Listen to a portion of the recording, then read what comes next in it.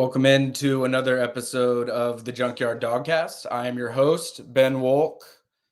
It seems as though Jordan Hill and Kip Adams, anytime that a very unhinged football game happens, and when the Dogs 24/7 subscribers are at their angriest on the message boards, they leave me to do a solo show talking about a Georgia football game. That's what happened after the Alabama game this season. That's going to happen again today. I appreciate everybody who's joining us tonight. There's a lot of other good football games on right now. So if you're watching this, I really do appreciate you. If you're listening after the fact, I appreciate you as well. A lot to talk about from a Georgia victory, a 14-point Georgia victory. Think about that and put yourself in the shoes of a former Georgia version of yourself when Georgia's winning a football game in Jacksonville 34-20, and you're maybe a little bit pissed off with how things went. You don't feel as comfortable with how things went. That is the nature of Georgia football in the Kirby Smart era. And today, you felt that in a weird way, because I think you have to start. What I'm going to do here is I'm going to talk about some stuff for about 15 minutes about the game, my big takeaways. I'll start with Carson Beck, where I think you have to start when you talk about this game. Take a little bit of a break and then come back, talk about some of the biggest moments from the game, what I think it means for next week, and then jump in and talk about some of the SEC and top 25 games as well. Stephen Fowler in the comment section. Great to see you, brother. Would love to hear your thoughts on the game, and anyone else who is listening in the comment section as well. I'm going to start with Carson Beck. Let's just call it like it is. You cannot turn the ball over the way that Carson Beck has turned the ball over the last 5 weeks of the season and win football games against teams that are going to be the types of teams Georgia has to beat to accomplish what it wants to accomplish this season. Plain and simple. Multiple turnovers in the Alabama game, in the Texas game, in the Florida game, obviously happened in the Mississippi State game as well. All of his interceptions this season have come in 4 out of the last 5 games. They have all come very early in games, in key spots that have put Georgia in bad positions early on in games, put them in game situations that just can't happen. You just can't have what happened today with Carson Beck. And now I'm not sitting here and saying, and I'll get to this in a second, because there were a lot of people reaching out to me personally on our message board at Dogs 24/7, talking about their thoughts on what should happen with Carson Beck. And I have a very clear answer on how I feel about that. But the reality is what happened today cannot happen going forward in games on the road against Ole Miss next week, which we'll talk about later, back at home against Tennessee in a potential SEC championship game or any playoff game. You cannot throw the interceptions and make the mistakes that he made in those spots and expect to win games against good teams. And I think that Carson Beck is fully aware of that. I think that you could see it on his face just from the broadcast. I'm sure those that were in person, shameless plug, subscribe to Dogs 24/7, Kip Adams, Jordan Hill. They're going to have some great stuff from on the ground in Jacksonville, talking directly to Carson Beck and other members of the team, including Kirby Smart. I'm sure that he is fully aware more than anyone that the mistakes that he made just simply cannot happen, and that they're happening too often or in early game situations. And I think that that's the key thing. You just cannot do that going forward. I will say, and there are people that will call me a Carson Beck apologist when I say this, he makes throws in every single game that we've seen where he's had these errors, where you look and say those are NFL throws. When he is in a rhythm, when he is comfortable, when his receivers are doing what they're supposed to do, you see time and time again Carson Beck do things that make you say that's why Georgia has as much faith and trust in him as they do, even through all of these interceptions. I will note, I talked about this a little bit earlier in the week on the podcast with Jordan and Kip. Carson Beck this season, anytime that Carson Beck has thrown more than 40 passes, he's had multiple interceptions. All of his interceptions have come in games where he's had 40 pass attempts. What I don't know at this point is, because most of his interceptions are coming early in games, is he throwing interceptions and that's resulting in him passing 40 times? Or is it because when they're asking him to throw too many times in a game and asking him to do too much, he's liable to make mistakes a certain percentage of times throughout that game? I still don't know the answer to that. But what I do know is in this game, he made all of his mistakes early. He did have the sort of boneheaded attempt in the middle of the field while getting hit in the early in the third quarter. But he did have moments all throughout that second half where when Georgia needed it, Carson Beck had it. And if you can't eliminate his interceptions from the stat line, that's a, disingenuous thing to do. But outside of those interceptions, he had 309 yards, 2 touchdowns, completed 25 of 37 passes. That's good enough for Georgia to win a lot of football games. But when you're losing the turnover margin, it's just not going to happen. And so I think that a lot of people are saying, is this who Carson Beck is? And, the last 4 out of 5 game sample size would indicate it's starting to become who he is. And then there's other people that say, and Kirby Smart said it post-game, and it was the thing that probably stuck with me most from what Kirby Smart said about Carson Beck post-game. We don't win this game without Carson Beck. And I think that that's true. And that leads into sort of a PSA that I have for a lot of folks that are on, our board, on social media, that have, in my personal life, directly reaching out to me throughout the game with their opinions on the matter. And I get it. It was a frustrating game, and there were some mistakes that left you scratching your head and saying, you just can't live like this. But I firmly believe this. Carson Beck is Georgia's quarterback no matter what. There is too much invested into him. There is too much trust in him. They ask him to do too much. I don't think that there's enough faith in what's behind him at this exact moment in time that you got to bench him, or you got to see what else you've got, or all of it is nonsensical to me because it is not going to happen. Georgia is going to go with Carson Beck. Stephen Fowler says it in the comment section. Kirby's living by the sword. He's living by the sword. Like this is the horse that they rode in on this season, and that's what they're going with. And some people might be uncomfortable with that. You might not be as easy when Carson Beck's dropping back at times as you have been in the past with some other Georgia quarterbacks who are maybe more reliable from a turnover standpoint.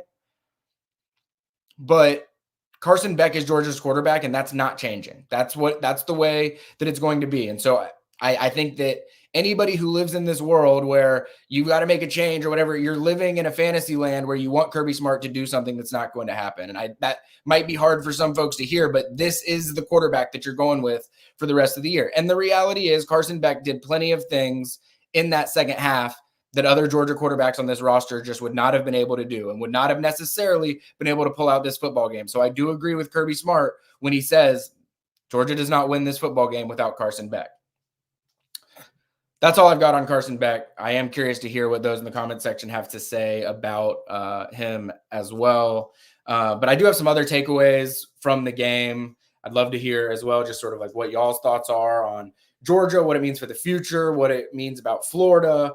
And I do want to start there with Florida too, because I think that one of the problems that's happening with the reaction to this game and why there has been more of a negative reaction to this game than I feel like maybe there should be is people set expectations for themselves or for others, and based on those expectations, they then react to what those expectations were. And I think that because Florida's 4-3, there's been a lot of negative publicity about Florida and Billy Napier's job status that I think Florida has flown under the radar in terms of the quality of football team that they are putting out this season. They're not on Georgia's caliber. They are not, a top tier of the SEC type of team or program yet, but the roster is moving in the right direction. I think that you saw signs today of a football team that is playing better football, and that's been the case for multiple weeks now, even in some losses now to Georgia and Tennessee. I think when you look at their losses this season, they have probably 4 of the most forgivable losses in all of college football right now, and they're a team that could have a much better record than they do. They don't, but I think that record is indicative of a team that is going to give you a better game than people were respecting coming in. And so I do think a lot of what we saw was a Florida football team that was playing sound, engaged football while Georgia was making some careless, just can't have it types of mistakes early in that game.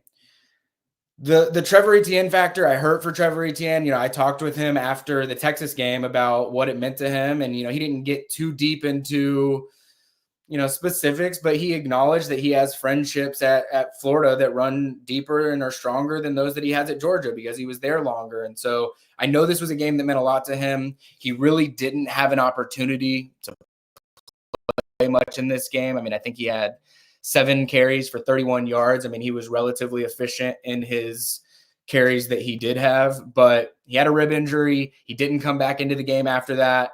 It's apparently just a pain tolerance thing and not a risk of re-injury, but he's dealing with a lot of pain. And so because of that, we saw a lot of Nate Frazier in this game.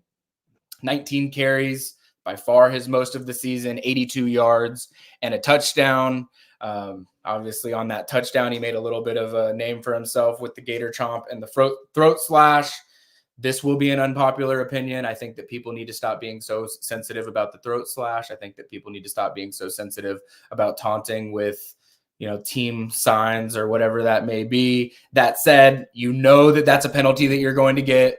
You could see it on Lawson Lucky's face on the TV broadcast that he looked directly at the referee and said, oh shit, he's about to get a penalty here and get reamed by Kirby Smart, which he did. Kirby Smart was blue in the face talking about it. He did talk about it post game and said, you got to act like you've been there before. And he just hasn't been there enough, but he spoke very highly about what Nate Frazier has brought as a person in the locker room, the mentality and approach that he has to the game, and then also the talent level that he brought. You saw that show up. He started to get more comfortable getting to the edge at times. Kirby Smart did say post-game that he wishes that he wasn't going as much east and west, fighting to get to the sideline. He wants him getting upfield more, but I thought that you saw signs today of Nate Frazier being a running back one of the future, and I think it was a big-time moment for him to show up and do that in a game that Trevor Etienne was not available, where I would imagine Trevor Etienne was going to be a significant part of the game plan, just given his ties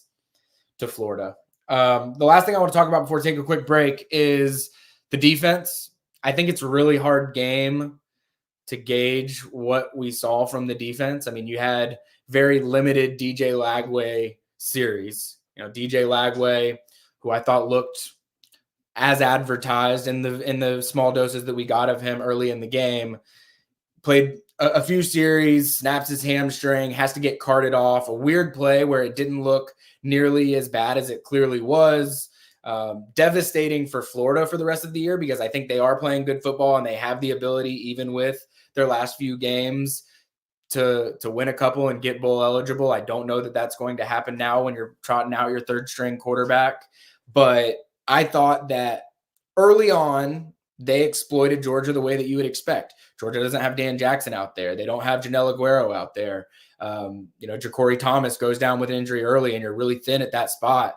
Carson Beck throws an interception. You've got short field, and you take a shot right away, and Malachi Starks reads it wrong, and you hit him with a big play, 44-yard touchdown for Florida. I mean, that was really the only moment in the first half where Florida truly threatened Georgia offensively, and that was coming off of a turnover, so costly moment there. But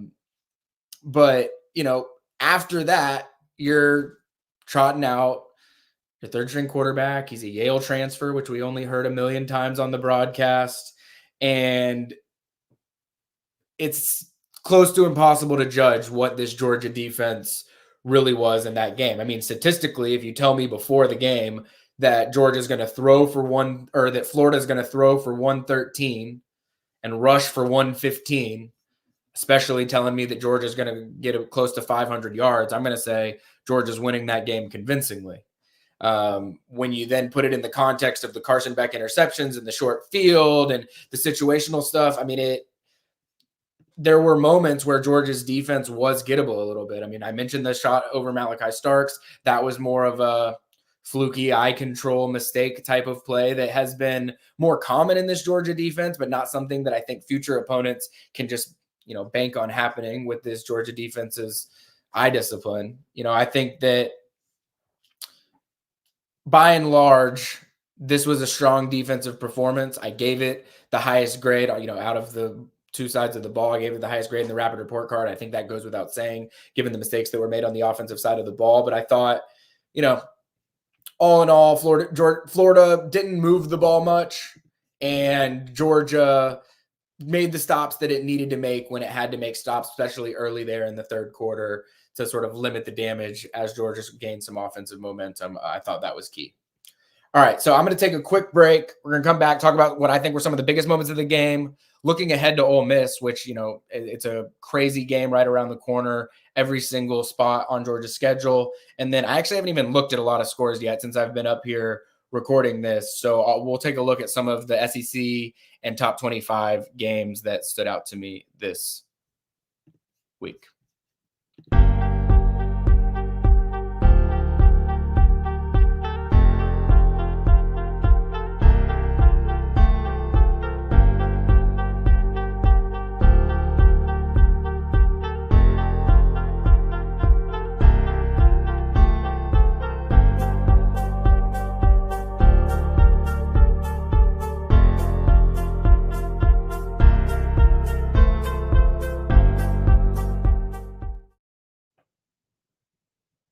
Talking about some of those biggest moments of the game, and I'll be honest with you, I'm probably overlooking some. There's probably some people in here that have better insights on some plays that they think were game changing or game altering plays. I think it goes without saying that the botch snap by Florida on special teams when they had a chance to go up a field goal and then Georgia was getting the ball in plus territory, short field, easy chance to score. That was the moment where I think most Georgia fans probably felt, all right, this game is now more secure than it had been. A really big moment in the game, I thought, was Dylan Bell had a catch, sort of a bobbled catch in traffic on like inside the 5-yard line on a throw that was deflected by the Florida defensive back. Carson Beck had already thrown a bunch of picks at that point. Things were uncomfortable. And for him to have that concentration, make that catch so that Georgia could punch in the touchdown there, huge moment. Like that's one of those moments where if it goes the other way, we're talking about a much different result in this football game, probably. For all of the negatives that there is going to be out there about Carson Beck, warranted this week, I think you can't talk about this game without acknowledging when Florida tied the game up at 20 and Georgia has a 3rd and long. We're looking at almost a near, slightly different score, obviously, but near, exact situation to what we saw in the Texas game 2 weeks ago. Georgia's backed up. It's looking like they might have to punt in a situation that is not favorable, and Carson buys time, makes an NFL throw to Arian Smith, who catches the ball and gets yards after the catch. Credit to both of them for some of the criticisms that both of them have received throughout this year. That's 2 games in a row and had to have it spots that Carson Beck and Arian Smith made, and it had an NFL throw, NFL catch, looked like the way you want them to look when they're at their best in those moments that you have to have. And I think that that's one of the things I do take away with Carson Beck. When you look at every moment this year where things have gotten tough and he's not been playing great, he has stepped up in those moments. I guess the one you could point to is that final drive interception in the Alabama game after the Ryan Williams deep shot. That's the one spot you could look at. But other than that, I think that any moment that you have needed Carson Beck to be the guy that he is hyped to be, he has been that guy. Just many times he has put you in some situations where he has to be that guy more than you would want him to be because of mistakes that he had made early in the game.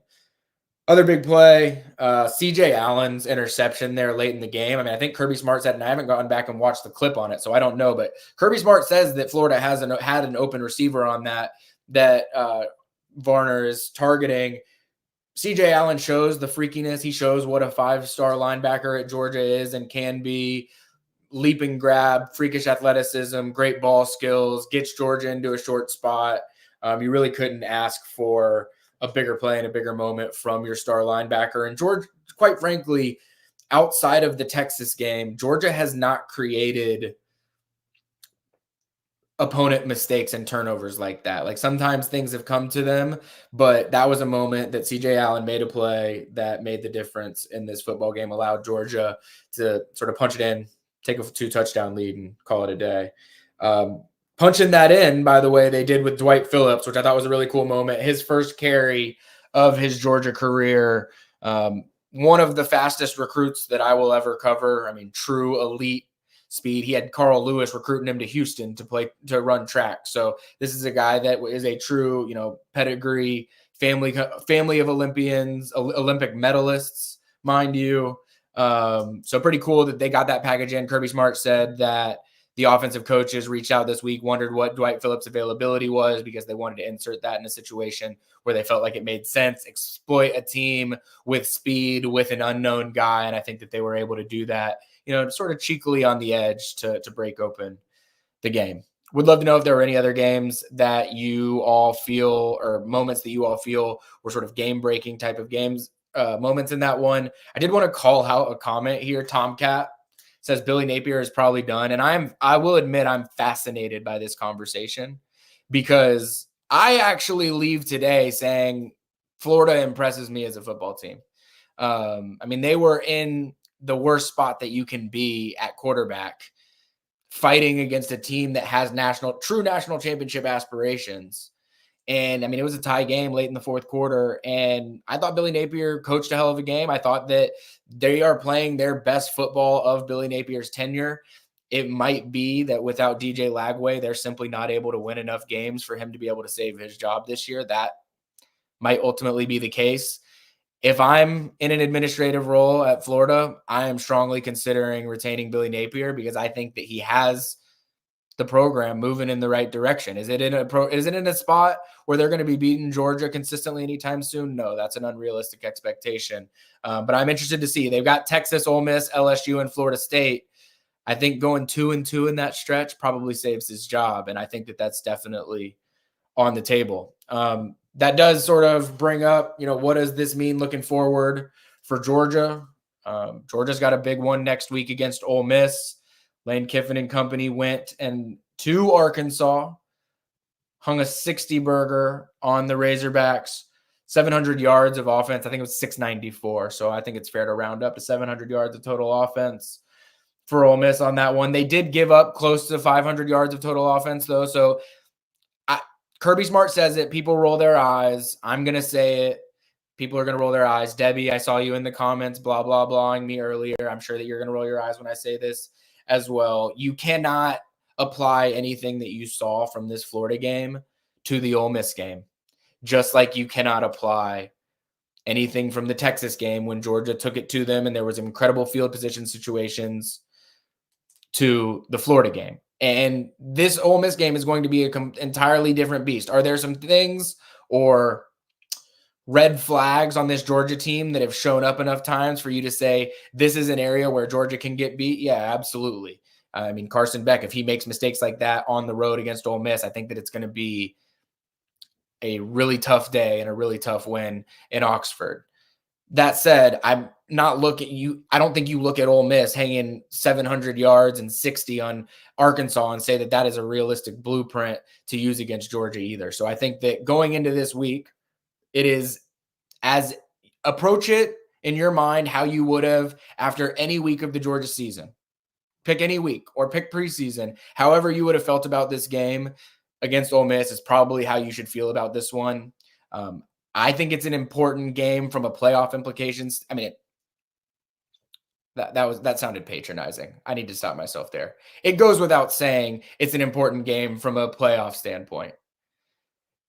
I think that it's especially important from a playoff standpoint because if Georgia wins this game against Ole Miss, and I know that Kirby Smart and coaches and other folks don't want to think about it in these terms, but I think that if Georgia goes on the road and beats Ole Miss next week, Georgia clinches its playoff spot. I think and I say that in that I don't believe Georgia is going to have losable games against UMass or Georgia Tech. So I think it opens the door for even if Georgia has a slip up at home against Tennessee, Georgia is still going to make the playoff at 10-2 with the resume and the schedule and the strength of record that it's going to have. So that's why I think that this Ole Miss game is so critical because as flawed as Georgia has been, I think you can punch your playoff ticket with a road win next week against Ole Miss. And so I think that that's a big one. And I do think that nothing that I watched today is going to apply or make me think anything at all as it relates to Ole Miss, aside from the fact that Carson Beck has thrown 11 or 12 interceptions out in 4 out of the last 5 games. And if that is just a trend that's going to continue, if that's the red flag that shows up on the road and against Ole Miss, I think it's going to be a bad time. All right, I am going to pull up the scores now. I should have had them pulled up already. So that's me on amateur hour, not having Kip and Jordan here. Again, go subscribe to Dogs 24/7. Jordan and Kip are going to have a lot of stuff from Jacksonville coming out of that game. I'm going to start with top 25 games that stand out to me, non-SEC related games. So there might be some top 25 SEC games that I don't talk about here, and I'll circle back on those when I get into the SEC talk. Louisville's currently up 17-7 on Clemson. It's a bit of a surprise to me with Clemson as a 10.5-point favorite. It's one that Georgia's definitely going to be watching. That second half's about to get started soon for those of you that want to tune into ESPN. SMU Pitt. SMU is up 28-3. Close your ears if you're a Falcons fan watching. Kip, hope you're not listening to this, but SMU is up 28-3 on Pitt. I think that they'll pull that one out. Ohio State, Penn State, probably the game of the day. I think I'm higher on Penn State than a lot of folks are, but I think that this was a must-win game for Ohio State. I mean, you can't assemble a $20 million roster and lose to Oregon and Penn State, even though both of those are very good football teams. I thought they got the job done, even though they fell down 10-0 early. I know that James Franklin's going to catch a lot of heat in this one. When you're up 10-0 early and you don't score a touchdown the rest of the game, you probably deserve to catch a little bit of heat. But I really do believe those are two good football teams and two teams that I fully expect to be in the playoff. Miami, they hung another 50 burger on an opponent. Their offense is out of this world good. I don't think that anybody wants to play Miami because of what they would have to deal with Cam Ward. I think he might be the best football player in the country, and they took it to their former head coach, Manny Diaz, even though they fell behind 11 early. But very good, sound win. You're going to have to score a lot of points to be able to beat Miami. There's no doubt about that. Army gets the win, 20-3, flirting with a playoff bid potentially, depending on how things fall with other Group of 5 teams. Oregon took care of Michigan. Illinois goes down as a top 25 team. Iowa State goes down as a top 15 team. Indiana keeps taking care of business, and I think that matchup with Ohio State looms large coming forward. Indiana is a really, really good football team. And then top 25, Kansas State also goes down. The new rankings, before I get into the SEC stuff, the college football playoff rankings, the first one come out on Tuesday. So every ranking that you know at this point in time is not real, and you're about to find out what the real rankings actually are. That's going to show us a lot about what everybody has to do and how all of these teams have truly been viewed by the committee over the last few weeks. I think it's going to be interesting to see. There's going to be a lot of people that are pissed off. There are going to be a lot of people maybe a little bit surprised with where they finished. All right, going to call out some SEC games, those that are finished, and then I'll also call out the ones that are still ongoing. And I think that all of us will be tuned into the ESPN family of networks tonight, probably watching some of these down the stretch. But Mississippi State with a 25-point win over UMass. That was somewhat close early, but they pull away. Mississippi State's actually quietly playing some pretty good football, even through some losses recently. Something to keep an eye on. Diego Pavia owns the state of Alabama. I think that he's going to run for governor and win in a landslide. Beats Auburn 17-7 after beating Auburn last year as the New Mexico State quarterback, after beating Alabama earlier this year at home. Vanderbilt is for real, and it is not a joke to say that Georgia should be thankful that they dodged Vanderbilt and South Carolina on their schedule this year. Those are two teams that would just not jive well with where Georgia has some errors. Oklahoma wins 59-14 against Maine. Didn't know if Maine had a football program. That was probably my most notable takeaway from that one. I've already talked a little bit about Ole Miss. Arkansas 63-31. Georgia obviously wins 34-20, but still going on right now. You've got Kentucky up 10-7 at half against Tennessee on the road at Tennessee. Tennessee's offense just struggling mightily in first halves. Kentucky had a big play early to get in the end zone and sort of held on to that lead. I'm going to call my shot on this one, and anyone that's listening after the fact will have a laugh if it's wrong. I would take Tennessee second half money line, Tennessee to cover whatever live game spreads there are. I think that Tennessee is going to win that football game comfortably. But the one that I'm going to be watching most closely here in the second half, South Carolina, Texas A&M. It was electric in Williams-Brice to start that game. They took it to Texas A&M early. It's now 20-20 at halftime. I guess since I'm in the interest of calling my shot, I think that some of the juice will have been ripped out of Williams-Brice just because of the early lead that they spoiled away. So I'm going to go with Texas A&M pulling out a tight one on the road against South Carolina, even though I think I probably would have picked South Carolina and the other side of it before the game, just the way those things are going. But mind you, I've also been talking for the last 30 minutes, so I don't know exactly how that first half finished. So, all right. Appreciate everyone who tuned in and listened live. For anyone that's listening after, I'm going to shameless plug for the millionth time on this episode. Go to dogs247.com. If you're not subscribed already, you should subscribe. There's going to be a lot of recruiting coverage here down the stretch. Georgia's got some moves. So uncommon that there's a lot going on this time of year from a recruiting standpoint. A lot of moves still being made in the recruiting world for Georgia at this point in time. Going to be a ton of coverage and a lot of big games here over the next weeks, hopefully months, in the minds of Georgia folks. So please subscribe, like and subscribe to the YouTube channel as well if you're watching here, but also subscribe to the website. Appreciate all of you for tuning in. And until next time, I'm Ben Wolk.